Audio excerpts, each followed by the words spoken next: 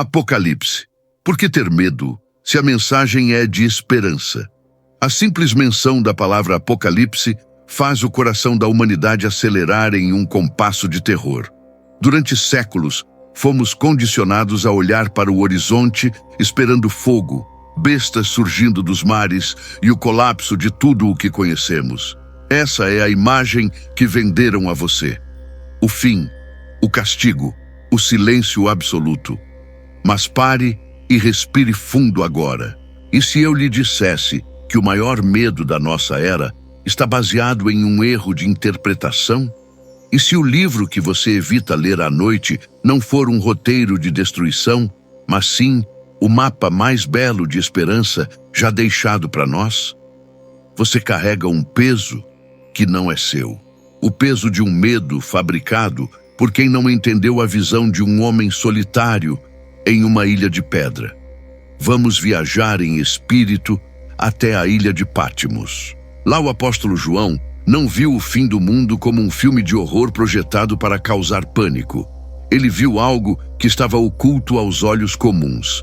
A própria palavra Apocalipse, no grego original, jamais significou destruição em massa.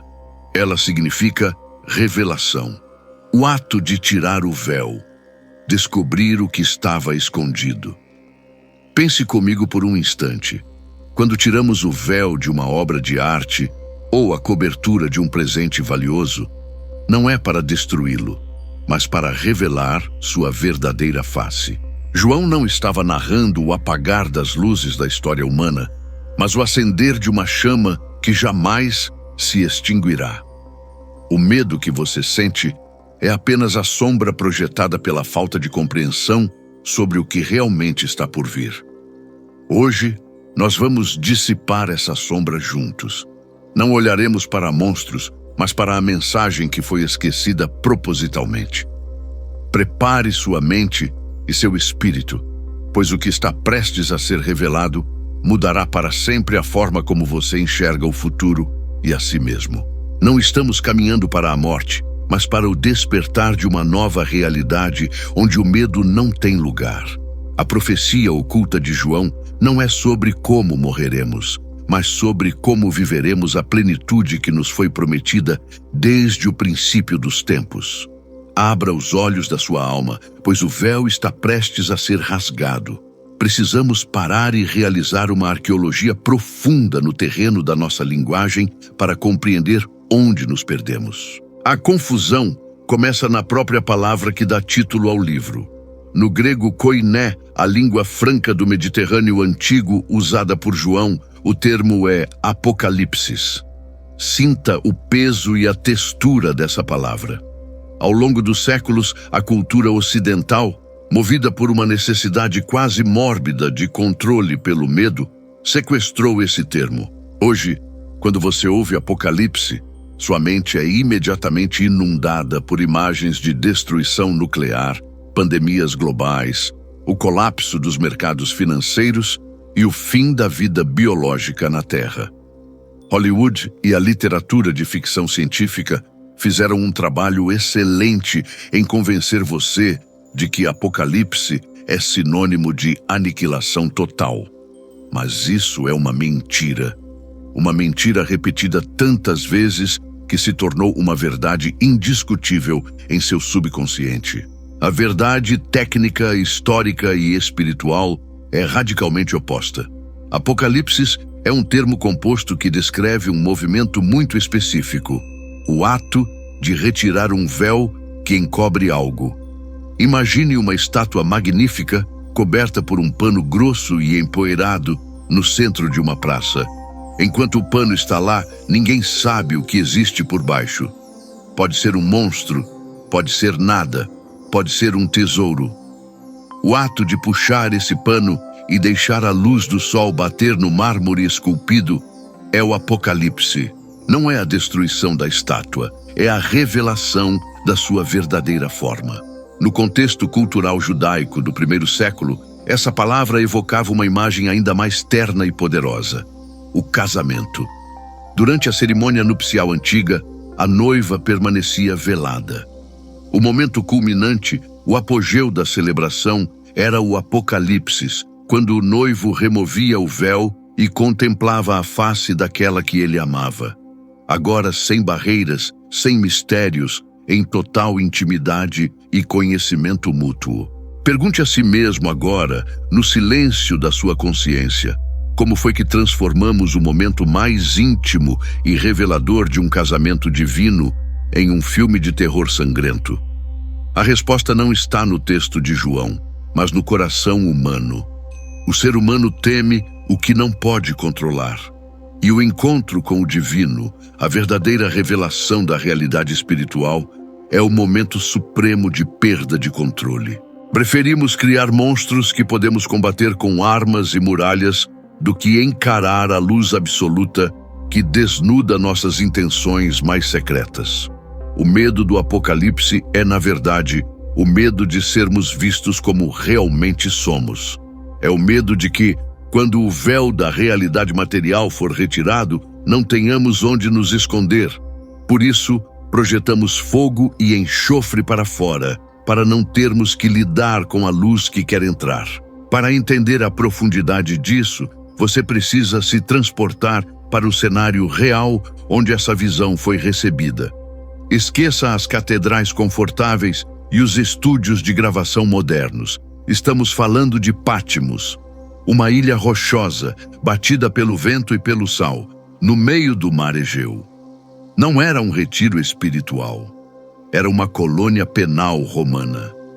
João, o discípulo amado, agora um ancião, estava exilado. O crime dele?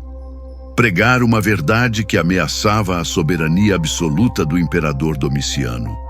Naquela época, o mundo parecia estar acabando de verdade. O Império Romano era a besta de ferro que esmagava nações com seus dentes de aço. Cristãos eram queimados como tochas vivas nos jardins de Roma ou lançados às feras no Coliseu para o entretenimento das massas. A fumaça da destruição era real. O cheiro da morte era real. Se havia alguém que tinha motivos para escrever um texto de puro desespero e vingança, esse homem era João. Ele via seus irmãos sendo mortos. O templo de Jerusalém já havia sido destruído e a esperança parecia uma chama tremulante prestes a se apagar diante do furacão de Roma. Mas é exatamente aqui, no fundo do poço da história humana, que a verdadeira natureza do Apocalipse se manifesta. João não recebe uma visão de como Roma vai destruir o mundo. Ele recebe uma visão que rasga o véu da aparência política e militar da época para mostrar quem realmente está sentado no trono. O Apocalipse não veio para dizer a João que o mal é forte. Veio para mostrar que, embora o mal faça muito barulho e cause muita dor, ele é temporário, limitado e, acima de tudo, já está derrotado em uma dimensão superior. Essa mudança de perspectiva é a chave que você precisa virar na sua mente hoje. O Apocalipse não é sobre o futuro cronológico apenas. É sobre a realidade subjacente.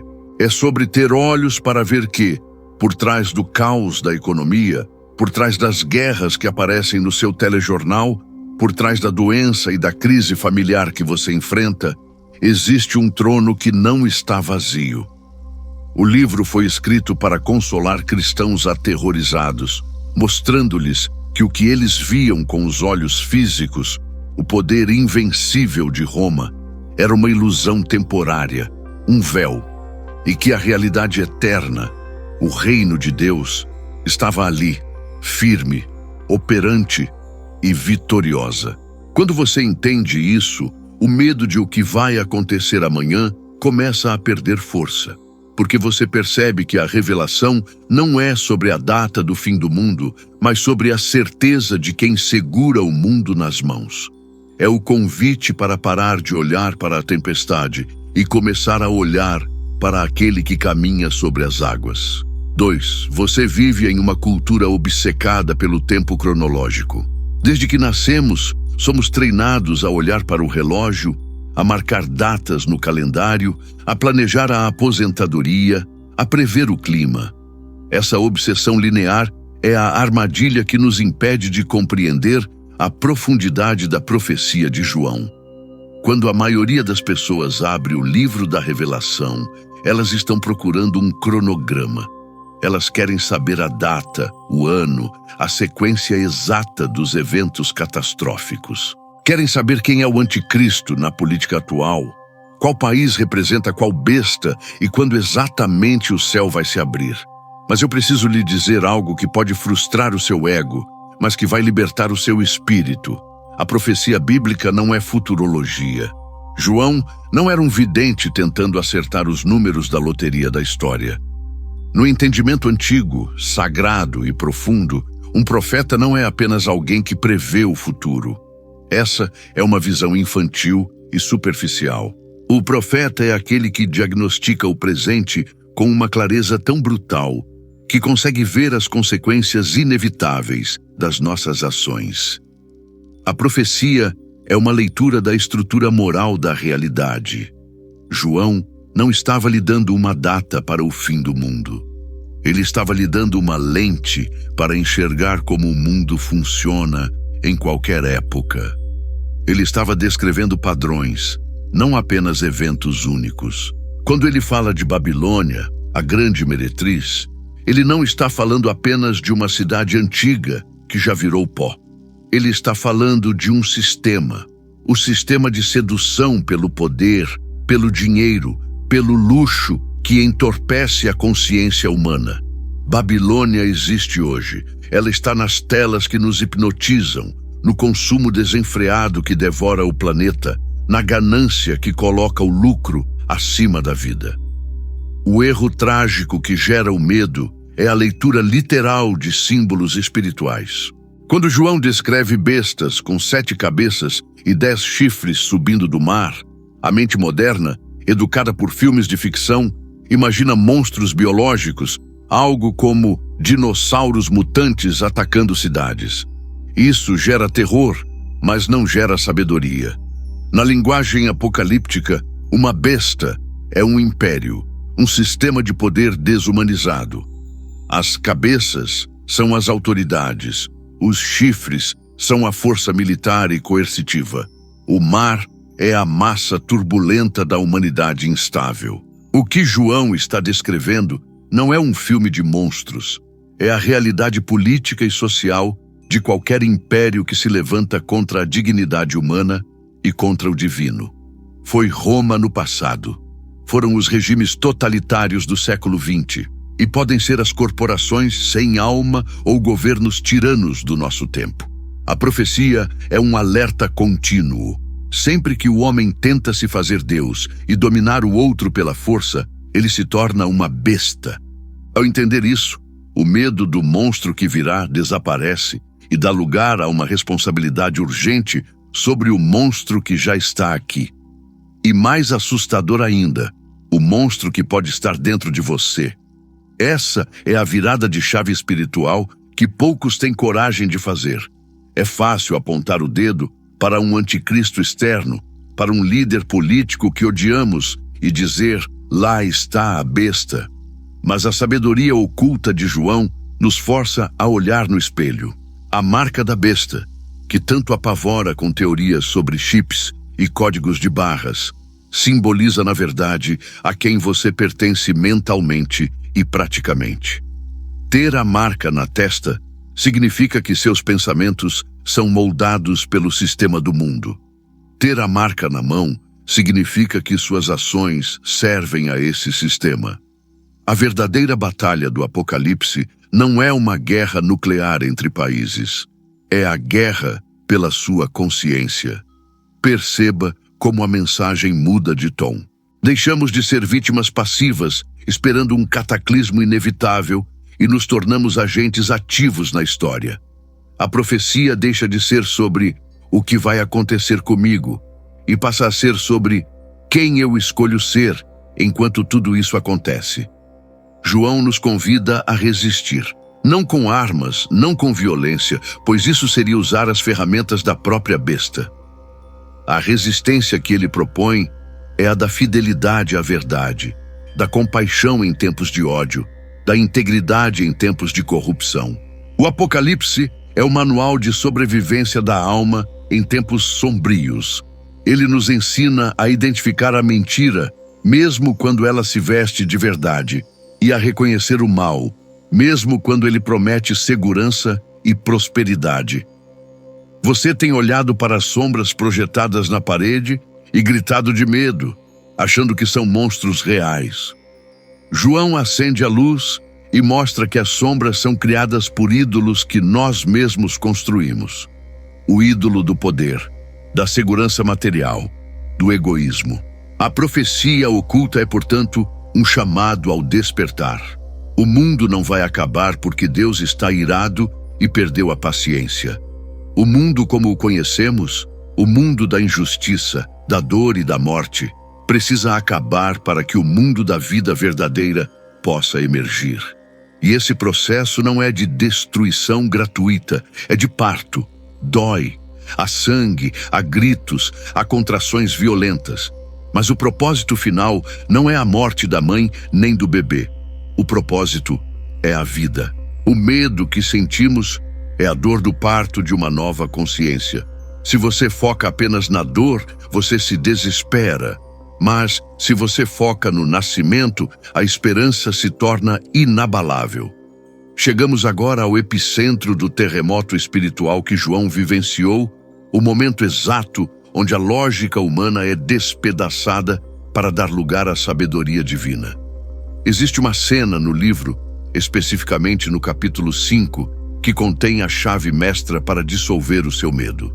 João vê um livro selado com 7 selos na mão, daquele que está no trono.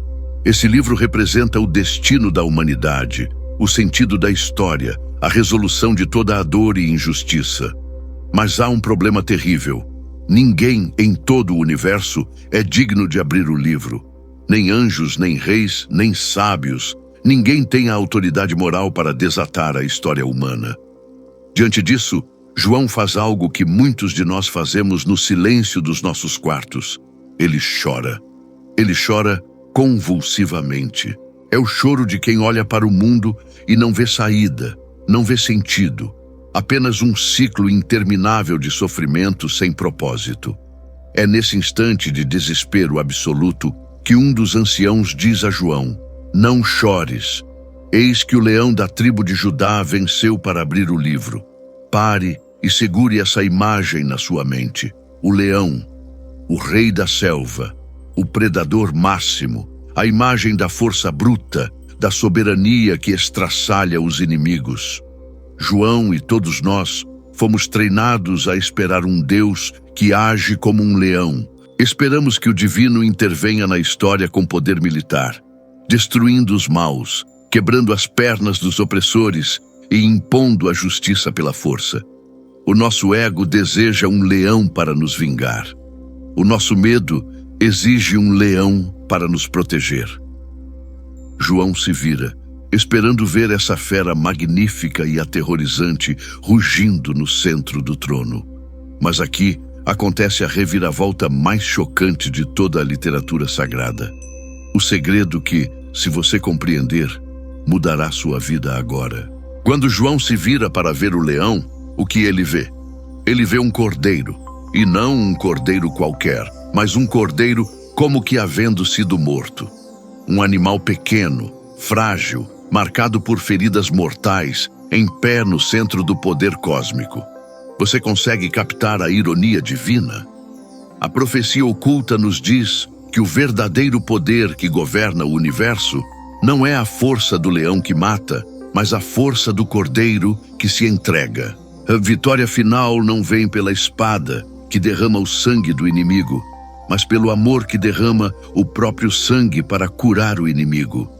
Isso destrói completamente a base do nosso medo.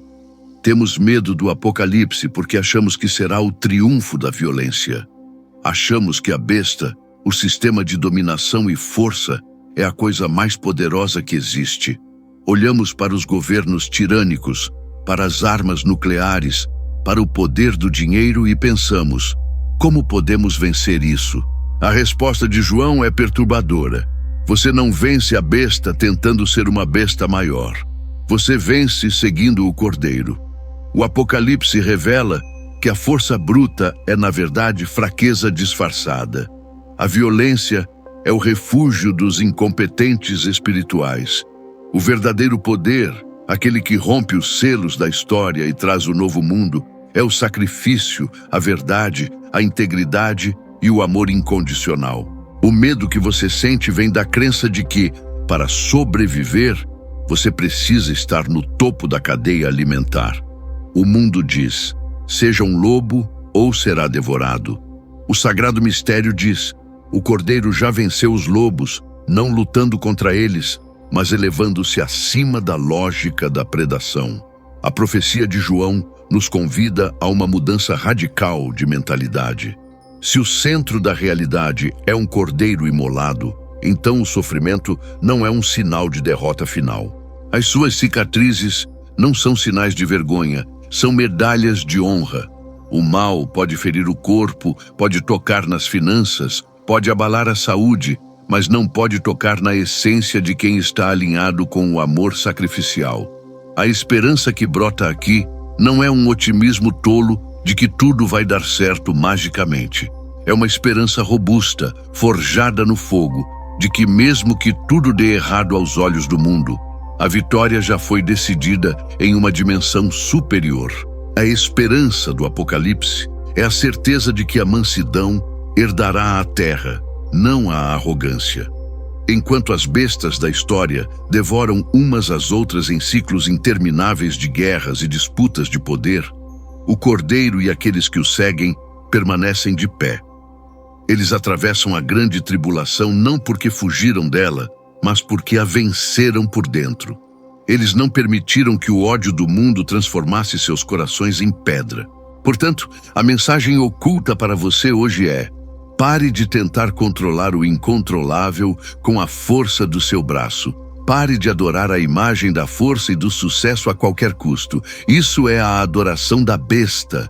Volte-se para o caminho do Cordeiro, o caminho da vulnerabilidade, da transparência, da conexão verdadeira com o divino e com o próximo. Parece loucura para o mundo, parece fraqueza. Mas João viu o fim da história. E adivinhe quem estava de pé no final? Não eram os Césares, não eram os generais, não eram os bilionários intocáveis. Era o Cordeiro e aqueles que tiveram a coragem de amar até o fim. Essa é a profecia. O medo é a ferramenta da besta. O amor é a natureza do Cordeiro. Escolha hoje a quem você servirá e saberá imediatamente se seu futuro é de terror ou de glória. Vamos desmantelar agora uma das maiores ilusões que o medo construiu na mente religiosa e secular: a fantasia da fuga. Existe uma crença popular, muitas vezes vendida em púlpitos e livros de ficção, de que o objetivo final da espiritualidade é escapar deste mundo. Dizem a você que a Terra é um barco afundando, que a matéria é má, que o corpo é uma prisão suja e que a salvação consiste em ser resgatado por um helicóptero divino antes que tudo exploda, deixando o planeta para queimar no esquecimento. Essa ideia de escapismo é extremamente sedutora porque apela para a nossa preguiça espiritual. É muito mais fácil sonhar em voar para longe dos problemas do que trabalhar para resolver os problemas. É mais confortável imaginar um céu distante e etéreo do que lutar pela justiça e pela cura, aqui e agora. Mas essa teologia da fuga não encontra respaldo na visão profunda de João. Ela é uma distorção gnóstica, uma negação da sacralidade da vida que nos foi dada. O clímax do Apocalipse, o grande final da sinfonia profética, não mostra a humanidade partindo da terra para ir ao céu. Leia com atenção, com os olhos despidos de preconceitos. O texto diz exatamente o contrário. João vê a Cidade Santa, a Nova Jerusalém, descendo do céu para a terra. O movimento é de descida. O divino vem habitar o humano. O eterno vem preencher o temporal. A esperança final não é a evacuação do planeta, é a restauração do planeta. Deus não desiste da sua criação. Ele não é um artista fracassado que amassa o desenho errado e joga no lixo para começar outro em uma folha em branco. Ele é o Redentor, aquele que conserta, limpa, restaura e eleva a obra original à sua glória máxima. A promessa não é fazer novas todas as coisas, no sentido de fabricar coisas diferentes, mas sim fazer novas todas as coisas, no sentido de renovar a essência do que já existe.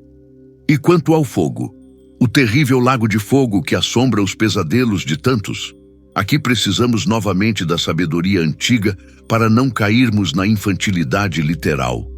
No mundo antigo, o fogo tinha duas funções principais: destruição e purificação. O fogo que consome o lixo é o mesmo fogo que refina o ouro. A diferença está na natureza do material que é exposto à chama. A profecia fala de um fogo que consome o mal, a mentira, a injustiça, a doença e a morte. Se você está apegado a essas coisas, se a sua identidade está fundida com o egoísmo e a maldade, então o fogo parece uma ameaça pessoal. Mas se você busca a verdade, esse fogo é a sua libertação. Ele queima as amarras que prendem você. Ele cauteriza a ferida infectada para que a carne sã possa viver. O fim do mundo profetizado é, na verdade, o fim do mundo da corrupção. É a febre que mata o vírus para salvar o paciente. O desejo divino não é incinerar a humanidade, mas incinerar o câncer do pecado que adoece a humanidade, permitindo que ela floresça como nunca antes. Outra imagem que causa confusão e medo é quando João diz que o mar já não existe. Para nós, modernos amantes das praias e oceanos, isso soa como uma tragédia ecológica. Mas você precisa entrar na mente de um judeu do primeiro século. Na cosmologia bíblica antiga, o mar não era apenas a água salgada onde passamos as férias. O mar era o símbolo máximo do caos, do abismo, do desconhecido incontrolável, de onde saíam os monstros e as tempestades que matavam os marinheiros. O mar representava tudo aquilo que ameaçava a ordem e a vida. Quando João escreve que no novo mundo não haverá mais mar, ele não está dizendo que não teremos água. Ele está gritando uma promessa poética maravilhosa. Não haverá mais caos, não haverá mais instabilidade, não haverá mais aquela sensação de que a qualquer momento uma onda gigante pode vir e destruir tudo o que você construiu. A fonte do medo e da desordem será seca para sempre. Essa perspectiva muda completamente a forma como vivemos o hoje. Se o destino final da Terra é ser preenchida pela glória divina e transformada em um paraíso habitável, então como tratamos este mundo agora importa. Se o nosso corpo será redimido e não descartado, como cuidamos dele importa. A profecia de João é um chamado para a sacralização da matéria. Ela nos ensina a ver o divino nas coisas simples, no pão, na água, na natureza, no próximo. O céu não é um lugar remoto para onde vamos quando morremos. É uma realidade que começamos a implantar aqui e agora, através das nossas escolhas, antecipando a grande descida final. Você, buscador do sagrado mistério, precisa parar de viver como um turista que está apenas de passagem por um hotel ruim, esperando a hora do check-out. Você precisa começar a viver como um jardineiro que sabe que o dono do jardim está voltando, não para destruir o jardim, mas para caminhar nele novamente na viração do dia. O Apocalipse remove o medo da aniquilação e o substitui pela responsabilidade da colaboração. Você é chamado a ser um cooperador dessa restauração. Cada ato de bondade, cada verdade dita, cada gesto de amor genuíno é um tijolo dessa nova Jerusalém que já está descendo, invisível aos olhos da carne, mas palpável aos olhos do Espírito. A mensagem é clara: a morte será tragada pela vida. A escuridão não é o destino final. A luz é a única realidade que permanecerá. Caminhamos agora para a encruzilhada definitiva da profecia, o ponto onde a neutralidade se torna impossível. João nos apresenta um conto de duas cidades, duas mulheres, dois destinos. De um lado, Babilônia, a grande meretriz. Do outro, a Nova Jerusalém, a noiva do Cordeiro. Compreender essas duas figuras não é apenas um exercício teológico, é a leitura mais precisa da sua biografia atual. Babilônia não é um lugar geográfico no Iraque. Babilônia é um estado de consciência. É o espírito da sedução materialista que permeia todas as eras. João a descreve vestida de púrpura e escarlate, adornada com ouro e pedras preciosas, segurando um cálice dourado transbordando de abominações. Ela é atraente. Ela é o sistema de sucesso que o mundo aplaude. Ela representa o poder econômico que explora, a política que corrompe e a religião que se vende por influência. Ela embriaga as nações com o vinho da sua luxúria. Olhe ao seu redor. Você vê a busca frenética pelo prazer imediato, a adoração de celebridades vazias, o lucro acima da vida. Isso é o hálito de Babilônia no seu pescoço. A profecia lança um grito que ecoa através dos séculos, vindo diretamente do céu para o seu coração hoje. Sai dela, povo meu, para que não sejas cúmplice dos seus pecados e para que não participes das suas pragas. Este é o comando mais urgente do Apocalipse. Sair dela não significa que você deve vender sua casa, largar seu emprego e ir morar em uma caverna nas montanhas. Isso seria fuga física, e o espírito não está interessado em geografia. Sair de Babilônia significa realizar um divórcio emocional e mental do sistema de valores deste mundo caído. Significa viver dentro da sociedade, mas não ser governado pela lógica da sociedade.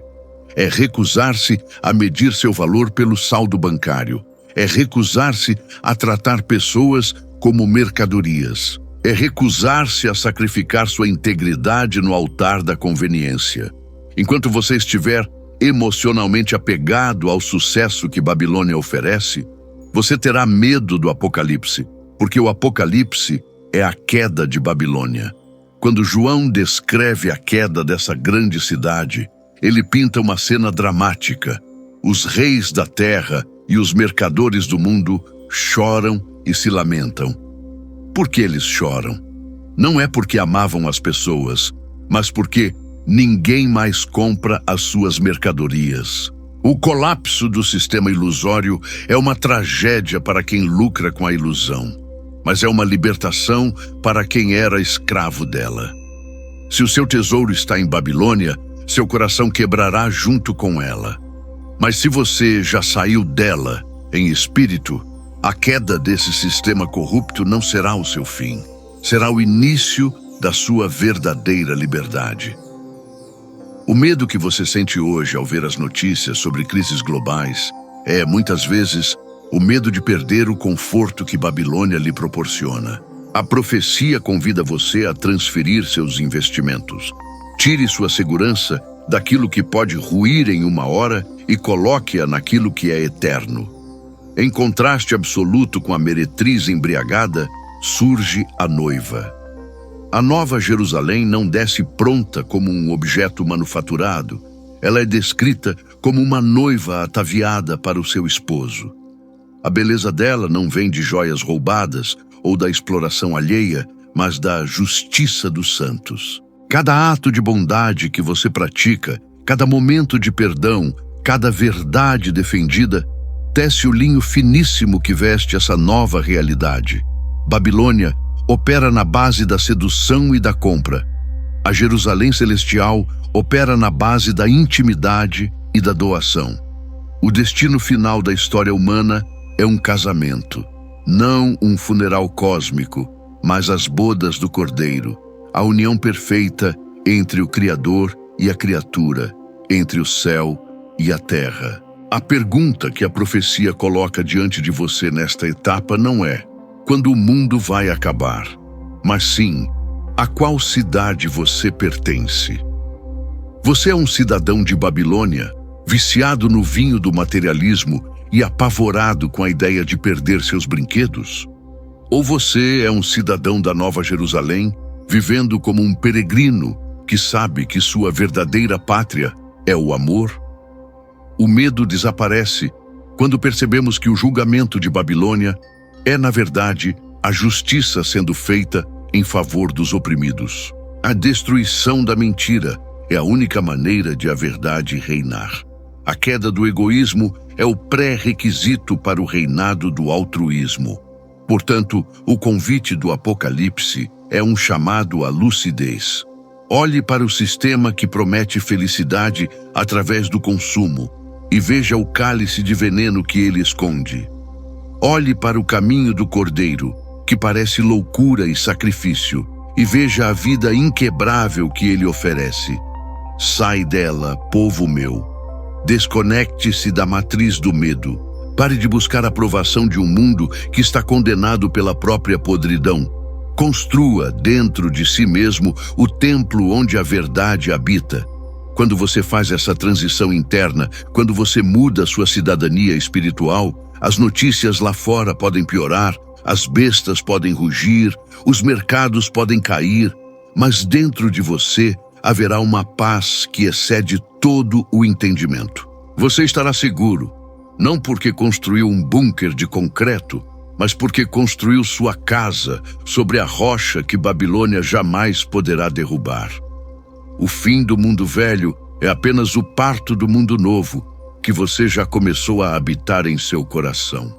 Vamos agora tocar na ferida fundamental da ansiedade humana, a raiz de onde brota todo o medo apocalíptico, a nossa relação doentia com o tempo e a ilusão da separação. João ouve uma voz como de trombeta logo no início da sua visão, e essa voz declara uma sentença que é o próprio alicerce da realidade. Eu sou o Alfa e o Ômega, o princípio e o fim.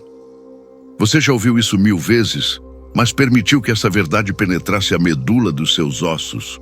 O Alfa e o Ômega são a primeira e a última letra do alfabeto grego. Ao dizer isso, o divino não está apenas afirmando que estava lá quando o Big Bang aconteceu e que estará lá quando a última estrela se apagar. Ele está dizendo algo muito mais imediato e avassalador. Eu sou todo o alfabeto. Eu sou todas as letras que compõem a história da sua vida. Eu sou a linguagem completa da existência.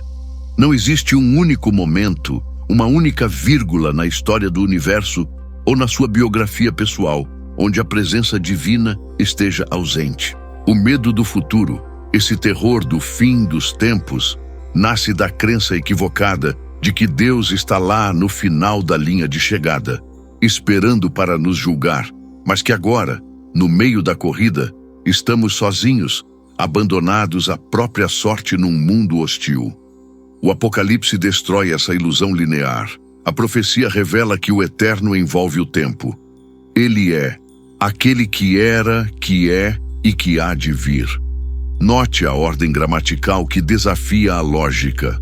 O que há de vir não é apenas um evento futuro. É uma realidade presente que está constantemente vindo ao nosso encontro. O fim não é um abismo escuro onde cairemos um dia. O fim é uma pessoa. O fim é o próprio Cristo cósmico.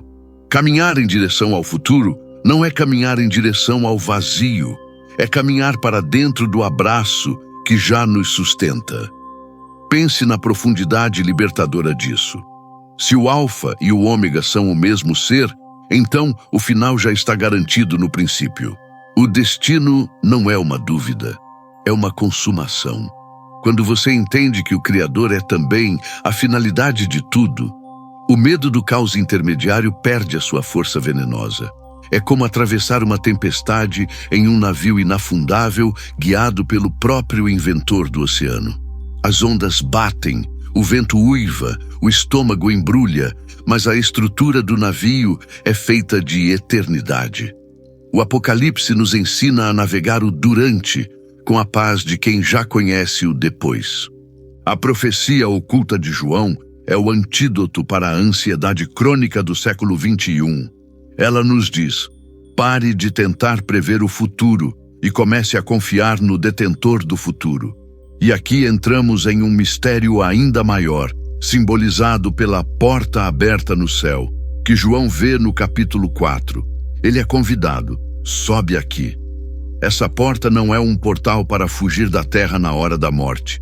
Essa porta é um acesso à dimensão espiritual que está disponível agora, neste exato segundo em que você ouve estas palavras. O convite para subir é um chamado para elevar o seu nível de consciência. Enquanto você viver com a consciência presa no nível do chão, no nível da política humana, da economia de escassez e da biologia mortal, você viverá aterrorizado. Nesse nível, a besta reina e o medo é a moeda corrente. Mas existe um nível acima, uma frequência superior. Ao subir, João não sai do universo, ele apenas muda de perspectiva. E lá de cima, do ponto de vista do trono, o que parecia uma tragédia caótica aqui embaixo se revela como parte de um plano redentor majestoso. O verdadeiro buscador espiritual não usa o Apocalipse para traçar mapas de guerra, mas para encontrar essa porta aberta. A porta da oração contemplativa, do silêncio interior, da conexão com o sagrado que transcende as manchetes dos jornais. Quando você passa por essa porta, você descobre que o trono não está vazio. A sala de comando do universo está ocupada. E quem está sentado lá não é um tirano caprichoso, mas a própria essência do amor e da justiça. Essa visão é o que permite aos mártires cantarem enquanto as chamas sobem. É o que permite a você manter a sanidade e a doçura em um mundo que enlouqueceu. Você sabe algo que eles não sabem. Você viu o trono. Você sabe que a desordem é temporária, mas a ordem divina é eterna. Portanto, a mensagem de esperança aqui é radical. O reino de Deus não é apenas algo que virá um dia. Ele é uma realidade que invade o presente sempre que um coração humano se alinha com o Alfa e o Ômega. Quando você pratica a justiça, o reino vem. Quando você escolhe a fé em vez do medo, o reino vem. O Apocalipse está acontecendo agora, todos os dias. O véu está sendo retirado constantemente. A cada crise pessoal ou global, uma ilusão é destruída e uma verdade é revelada. A pergunta é: você está se agarrando ao véu que está sendo arrancado ou está se voltando para a luz que está sendo revelada? Não tenha medo do fim das suas ilusões. Não tenha medo do colapso das estruturas que não foram construídas sobre a verdade. Deixe que caiam. O que restar será inabalável. O que restar será você despido de máscaras diante do amor que o conhece pelo nome desde antes da fundação do mundo. 7. Chegamos ao limiar da compreensão, o ponto onde a teoria precisa se transformar em sangue, vida e atitude. Você percorreu o caminho desde o medo paralisante até a visão do Cordeiro vitorioso. Agora, a profecia oculta de João deixa de ser um texto em um pergaminho antigo e se torna uma convocação pessoal e intransferível para você. O Apocalipse não é um roteiro para você assistir sentado no sofá da passividade, esperando o mundo acabar. É um roteiro para você encenar no palco da sua vida diária. A grande revelação final não é apenas que Deus vence o mal no fim da história, mas que Ele convida você a ser parte dessa vitória agora. Você é chamado a ser uma pequena ilha de Patmos no meio do caos da sua cidade, do seu trabalho, da sua família. Um lugar onde o céu toca a terra e onde a esperança não é uma palavra vazia, mas uma força de resistência. Muitos perguntam quando virá o fim, mas a pergunta que o Espírito faz ao seu coração é: quando virá o começo? Quando você começará a viver como um cidadão da Nova Jerusalém? A espera passiva é o ópio dos covardes. A esperança ativa é a marca dos escolhidos. A profecia nos diz que os covardes não herdarão o reino. Essa covardia não é a ausência de medo, pois todos sentimos medo. A covardia é permitir que o medo dite as suas ações. É se calar diante da injustiça porque é mais seguro. É seguir a manada de Babilônia porque é mais lucrativo. A coragem que o Apocalipse exige é a coragem de ser diferente, de perdoar quando a lógica do mundo exige vingança, de partilhar quando a lógica do mundo exige acumular, de manter a serenidade quando a lógica do mundo exige pânico. A mensagem final de João é cristalizada na promessa da estrela da manhã. Ele diz que ao vencedor será dada a estrela da manhã. Pense na física desse símbolo. A estrela da manhã não é uma estrela que brilha quando a noite está ganha. Ela brilha quando a noite está em seu ponto mais escuro e frio, pouco antes do amanhecer.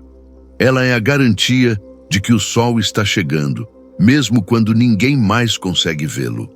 Você é chamado a ser essa estrela da manhã para as pessoas ao seu redor. Em um mundo mergulhado na escuridão do pessimismo, da depressão e do medo do futuro, a sua presença deve anunciar a chegada da luz. A profecia se cumpre em você quando, através da sua vida, alguém volta a acreditar que o bem é possível. Não subestime o poder dessa postura espiritual.